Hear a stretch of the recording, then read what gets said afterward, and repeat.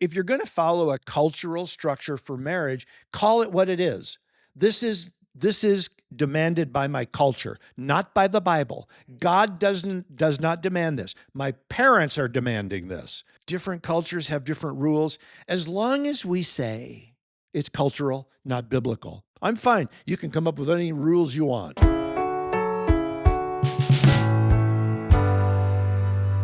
Hi, everybody. We're back with some more of your Bible questions. You emailed us, or we saw your note on one of our YouTube videos, and we've compiled them together, and we're going to do our best to answer the questions in front of us today. I'm Pastor Paul. I'm here with my wife, Sue, and it's a lovely July morning. Yes, it is. And we're going to see what we have this time. All right, we'll begin with Grace. Okay.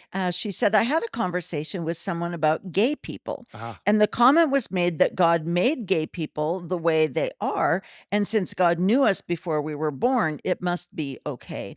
I didn't know how to answer. Yeah, that stumps people, when people say, hey, well, God made me that way. And that kind of tends to shut down the conversation. And like she says in her note, I didn't really know how to respond to that. But if you carry that idea out and you say, okay, all right, I'll give that to you. All right, that you're born that way. So if someone came to you and said, I have a predisposition to having sex with small children, and I believe I was born that way, does that now make that okay? You see? So if we're going to get into I was born that way, then we have to really excuse pretty much all human behavior. Right. There's really nothing that we can say that's wrong. Because it all gets thrown up in the air and it becomes part of our origin story, Sure. that can't be argued with. I was born that way. And since God knew me even before I was born, obviously that makes it okay. Well, see, the problem with that is that the Bible says that we are all of us, born with a sinful heart. And God knew that too. He knew that you would be born with a sinful heart, but He wants you to do something about it. He doesn't want you to live your life giving into the inclinations of your heart to go toward that area of sin. He wants you to come to Him. He wants you to recognize and acknowledge your sinful nature, which is that bent toward going against God's creative will. And He wants you to come to Him for forgiveness and for the power to overcome that sinful nature. So, the whole argument of I was born that way, it doesn't hold up. I mean, somebody could literally say, I really have a hard time telling the truth, but I was born that way. Right. And since God knew me before I was born, obviously it's okay for me to lie, right? Or I take things that belong to other people, and I was born that way. I was born with a predilection to stealing. So I guess it's okay because I was born that way. Once, you become a Christian and the Lord begins to expose areas in your life that are less than stellar. Right. We recognize that we're born all kinds of ways. The Lord has shown me over the years the areas in my life that are part of the fallen, sinful nature. And He has never given me the ability to use that excuse. Yeah. You were born that way. He said, Paul, that's sin. And sin kills. Sin destroys. And so, you were born that way. But now I want to give you a new birth. And I want you to be born again to be like my Son and not like the old sinful flesh. Right. Now, that's a long explanation, Sure. For a arguably difficult question, but still, it's the answer. Well, I think it's super understandable the way you've put it. And I think it will rest the heart of a question, whether they're able to, or the person asking the question, whether they're able to express that Yeah. is a whole different matter. But Yeah. It helps to understand. I hope so. Sure. I hope so. Okay, Rachel is from Northern Ireland and she says, I've been reading through Esther at the moment. Oh. My question is, did Esther have to go through this process of staying the night with the king? Or did he instantly choose her when he saw her? I know it doesn't say here, but I just feel for all these women, presumably all the parade of women that went In his through the harem. king's. Yeah, I feel for all the women too throughout human history who've been part of a harem. right. Yeah, they stayed the night with the king. That was part of it. And yeah, we feel horrible for him. And God redeemed the situation in a powerful way in the case of Esther. But women have been abused that way over the years. They've been drawn into a powerful man's harem, and he simply, takes them whenever he wishes, and that's sad. But Sure. it's part of the way things were, and so yeah, it's unfortunate. But I love the fact that the Bible doesn't try to hide that from Yeah. us. Yeah. The Bible narrates reality. It does, and the fact of the matter is, in the book of Esther, Esther was smack dab in the center of a pagan kingdom, and Mhm. sex was a huge part of pagan religious practices, and people they didn't see it as a problem, and so yeah, there were things that happened that shouldn't have happened, Right. no question about it. Buell is from Zimbabwe. Okay. Uh, Good day, Pastor Paul and Sue. Should I have an altar where I put my prayer requests or planned church offerings somewhere in my house? Is it biblical or not? No, it's not biblical for a New Testament Christian. We don't, the only altar that we know of is the altar of the Lord in heaven. And we don't have altars in our worship practices, prayers. We don't kneel at the altar. We don't come to the altar except for, we come to the throne of grace Sure. in prayer. That's where we go. No, there's nothing biblical about having an altar. It has been added to Christian practice over the years, and many churches had an altar, but there's nothing in the New Testament telling believers to erect an altar in their buildings. Well, first of all, in the New Testament, they don't know anything about buildings. Yeah. They didn't have buildings. There was no such thing as church buildings. So but the altar is a carryover from the Old Testament, but it's not something that we are commanded to do or need to do Right. or have. Okay, Yeah. Jackie is from Tanzania. Okay. Is it okay for a born again Christian to attend Mass at the Roman Catholic Church? Yeah, it's okay. I mean, I've been to a Roman Catholic mass. I went to a Roman Catholic funeral one time for the father of a gal who attended our fellowship. You learn a lot when you go, and the question I think that really needs to be asked is, why are you going? Sure. Are you going because of family pressure? Are you going because of curiosity, just to kind of see what it's like? Are you going because you're drawn toward Roman Catholicism? That's the issue. God cares more about what's going on in your heart than he Mhm. does with your specific actions. What is behind it all? What is the intent? So I would probably ask Jackie, why are you going, or why do you feel the need to go, or what is motivating Right. you? That's the Mhm. real question that needs to be answered. Sure. Alice is from Japan, Okay. and we're back to Esther again. She Another says, question on Esther. yeah, she Okay. said in Esther 5:3, the king said to Esther, what is your request? Even up to half the kingdom, it will be given to you. Yeah. Which reminded me of Mark 6:23, when Herod said to Herodias' daughter, whatever you ask, I will give you up to half my kingdom.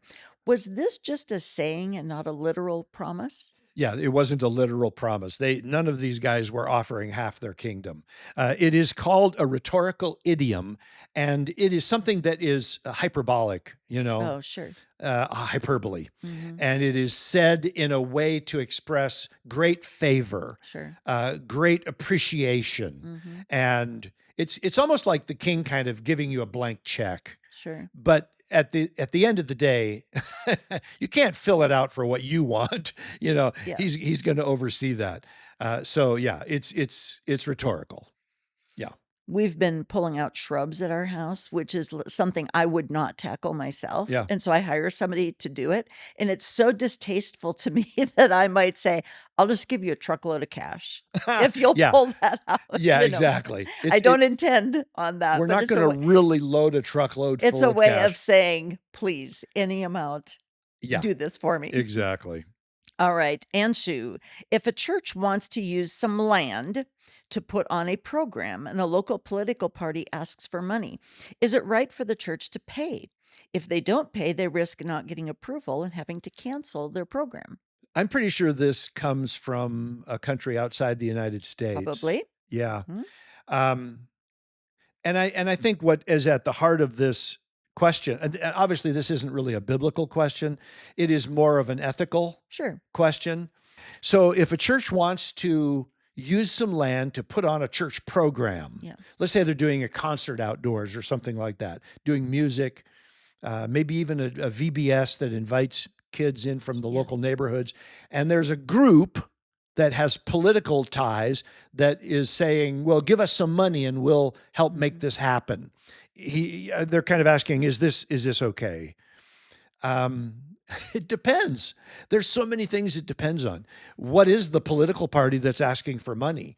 Are they something that goes completely against biblical principles? In other words, is their platform, their motives, are they ungodly? Mhm. Well, if I were a pastor and I were looking to rent or use property for an outreach program and it was owned by a group that I knew was unbiblical Mhm. and did unbiblical things, and they said, well, it's going to cost you X amount of dollars, I would probably go look for another piece of property.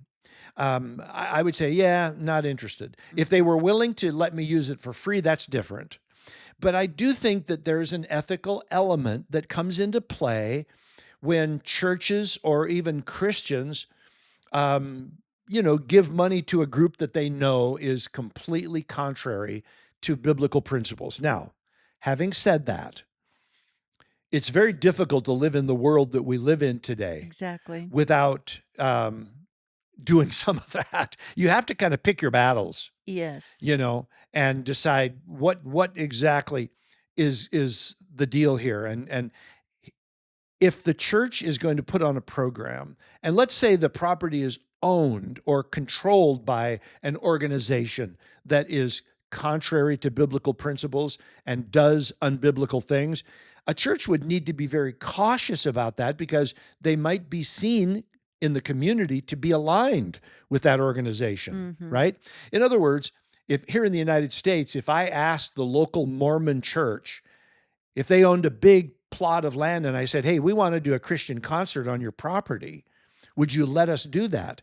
I probably wouldn't do that Mhm. even if it was for free because I would be concerned that people would connect my church with the Mormon church Right. and say, well, obviously they don't see any problem here between Mormonism and biblical Christianity. Well, there is a problem. Yeah. There's a big problem. And I have to be very careful about that connection, right? Sure. If it's a political group, same thing. I got to be careful, Yeah. you know?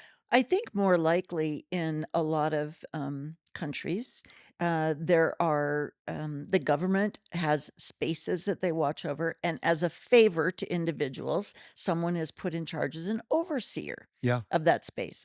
And it's very common for a bribe to be, it's like, oh, you want to use this space? Yeah, we can do that for, whatever. It's just, this is just how the world works Yeah. in a lot of areas. So it's not, I think some of this isn't necessarily like even seen as a political party. It's just like, you got to get through the guy. Yeah. You got to do some favor for this guy who has the keys to You that got to jump through the kingdom. hoops. Yeah, you gotta jump through the hoops, and Yeah. so, what are the ethics of, like, jumping through hoops that are just put in Well, front of it you? depends on whose hoops I'm jumping through or being Yeah, asked to jump through. That's yeah, what it would come down for me anyway, sure, because I'm not going to, give that money to somebody who I think is going to abuse it and has an agenda contrary yeah. to So, my once faith. again, our it comes down to walking in the Spirit, Yep. praying it through, Yep. seeing how the Lord would lead you in Yep. that case. Absolutely. Lynn says, love listening to your teachings. As I'm listening to Zechariah and nearing the end of the book, you've mentioned several times that there will be mortals during the time of the millennial kingdom. Yeah. I don't quite understand how that will be possible. Why would these mortals still have to suffer death if Jesus has returned? Will these people eventually die also? Yeah. I know it's challenging. Yeah. When Jesus returns and the Battle of Armageddon ensues, and then after that battle, the millennial kingdom begins, there will be people on the earth who will have survived the Great Tribulation that never had come to Christ in the first place, but came to Christ either during the tribulation and survived, or came to Christ, obviously, once he returned, Yeah. right? And they are mortal. And so just because Jesus is there and on the throne doesn't change the fact that they were mortal when he returned, and they're going to stay that way, yes, until they die. They will die. And then they will be raised for the final white throne judgment, apparently. I mean, that's what we assume. But yeah, that they will, everybody is going to die, you know, at one point or another. So, except for the believers who are on the earth when Jesus Right. returns, Mhm. they will simply be transformed. But yeah, even though it's hard to understand, kind of hard to grasp, that Yep. is the case. All right. A YouTube viewer asked you, what should a man do if his wife doesn't submit or is an unbeliever? Well, you know, the Bible gives us some guidelines about being married to an unbeliever. We're told to be devoted to that marriage. If the unbeliever wishes to stay, the believer is to stay in the marriage. If the unbeliever says, "I'm out of here," Mhm. and Paul says in that case, the believer is not bound. Right. But so if just because your wife or husband is an unbeliever, you're in the marriage, right? And so you stay in the marriage and you be faithful in the marriage. If a man has a wife who refuses to submit, and that's understandable. Now, he doesn't say if she's refusing to submit because she's an unbeliever, or maybe she's a Christian who refuses to Sure. submit. Stubborn. Yeah, is stubborn. It Yeah. could go either way. Then a man needs to pray for his wife, love her, and exhort her, and help her to grow in the grace and knowledge of Jesus. If she's an unbeliever and refuses to submit, which kind of makes sense because as unbelievers typically don't understand the whole concept of Right. biblical submission Mhm. anyway, and they typically reject it. Then you know you pray for your wife. Your biggest problem is not getting your wife to submit. Your biggest problem is getting your wife saved. Yeah. And so I personally wouldn't address the issue from a submission standpoint. I would address it from a salvation standpoint. Mhm. And I would be praying for my wife to come to faith in Jesus Christ. And I would have to kind of put up with the fact that she's unwilling to submit to my leadership because she's unwilling to submit to the Lord. And so this is a matter for prayer, Yeah. you know.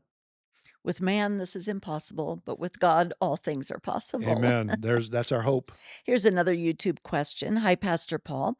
In Genesis 38:11, Judah tells Tamar to remain a widow until Selah, my son, grows up.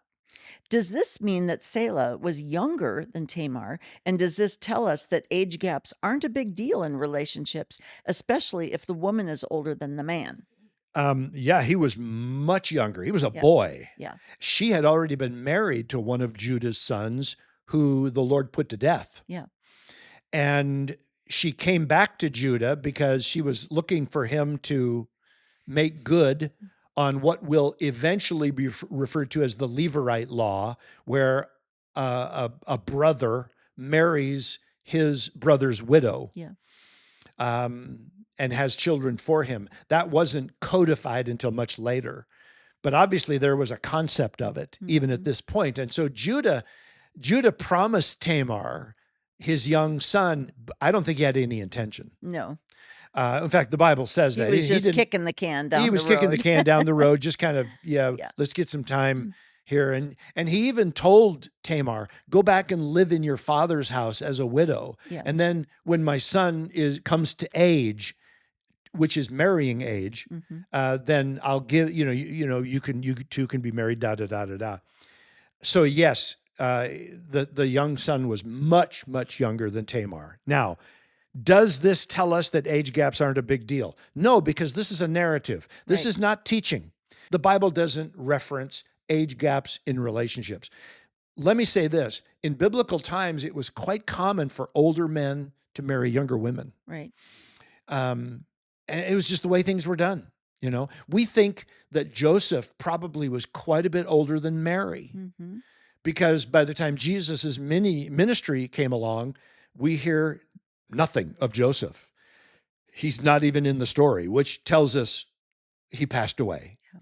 He was probably maybe 10 to 20 years older than Mary.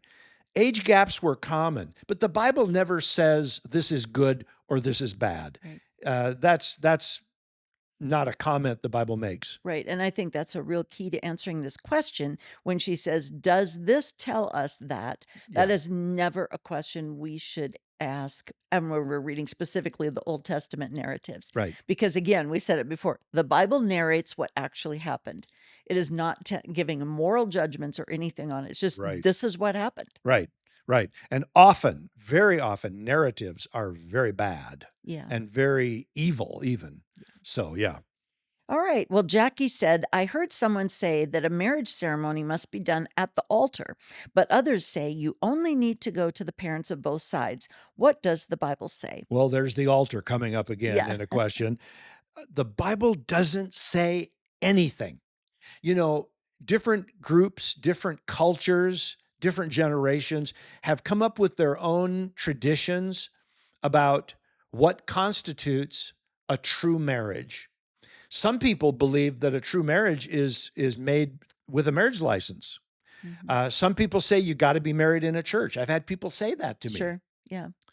Or Um, you must be married by a you pastor. must be married by a pastor, an ordained pastor. Mhm.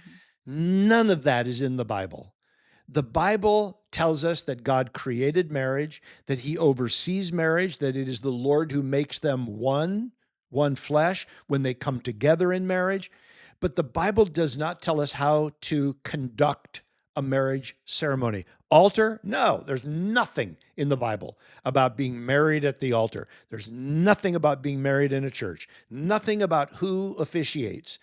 We have some narratives, and we just got done saying we don't turn narratives into doctrine, but Mhm. narratives are interesting by telling us things that we might not have known otherwise, such as when Isaac's wife was brought to him, the Bible simply says he took her into his mother's tent and she became his wife. Yeah. That's it. Yeah, they didn't have a party. I mean, well, we're not told. Yeah. Now, Right. when Jesus came along, marriages were still fairly simple, but the reception part of it, the celebration part of it, had grown to this week-long event. Sure. But none of that is in the Bible as far as do it this way. Right. We have examples, but yeah. And So go as ahead. people, our cultures, we create a structure for Yeah, marriages we do. all across the world. Yeah, Different people create yeah. structures, and it's not a bad thing to follow the structure of your culture. It's just not necessarily biblical Yeah, or in the if you're Bible. if you're going to follow a cultural structure for marriage, call it what it is.